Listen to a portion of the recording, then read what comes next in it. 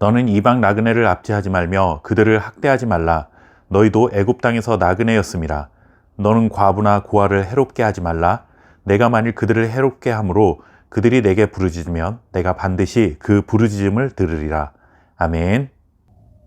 어느 사회나 질서를 유지하기 위해서 법이 존재합니다. 법의 내용은 시대마다 나라마다 다를 수 있지만 기본적으로 법은 그 사회에 속한 사람들의 안전과 사회적 질서를 유지하기 위한 목적으로 서로 합의하에 만들어집니다. 그리고 법은 원칙적으로 모든 사람들에게 공정해야 합니다.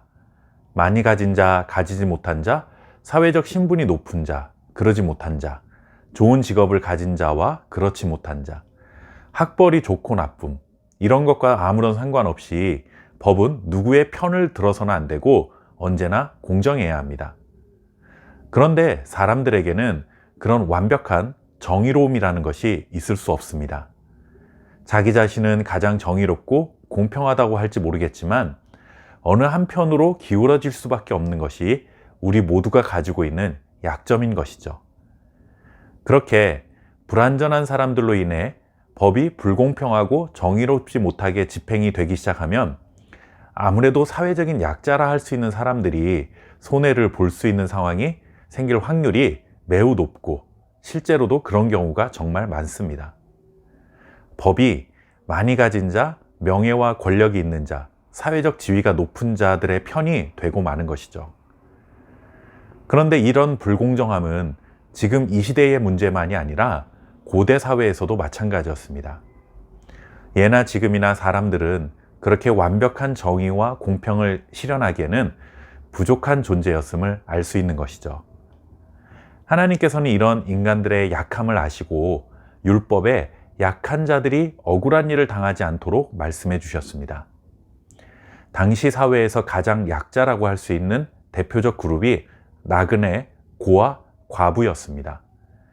이들을 괴롭히지 말고 이들이 사회적 약자라는 이유로 손해를 봐서는 안 된다는 말씀인 것이죠. 겉으로만 보면 하나님이 아예 대놓고 너무 약자들을 편애하는 것이 아니냐 하는 생각이 들 수도 있죠.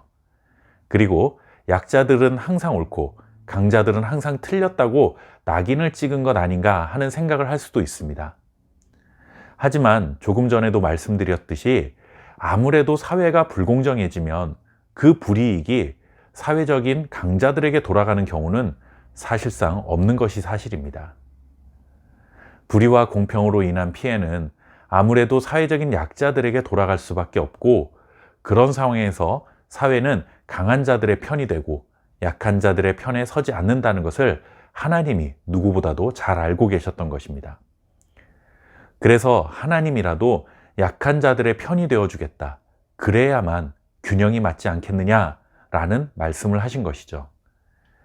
그리고 하나님은 약한 자들을 괴롭히는 자들에게 반드시 보복을 하시겠다고 약속을 하십니다.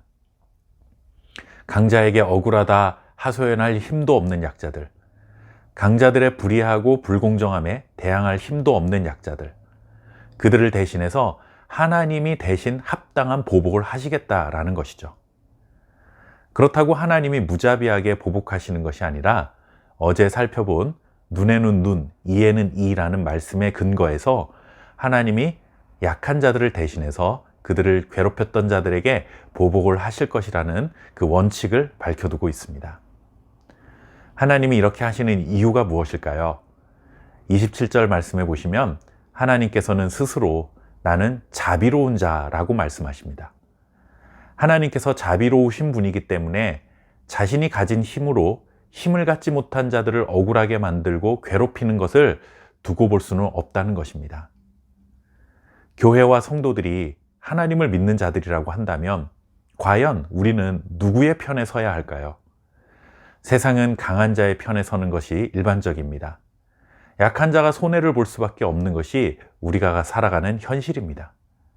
그런 현실 속에서 하나님의 자녀들인 교회와 성도들은 약한 자들의 소리에 귀를 기울여 주어야 하고 약한 자들이 받은 마음의 상처를 감싸 주어야 하고 약한 자들의 눈에 흐르는 눈물을 닦아 주어야 합니다.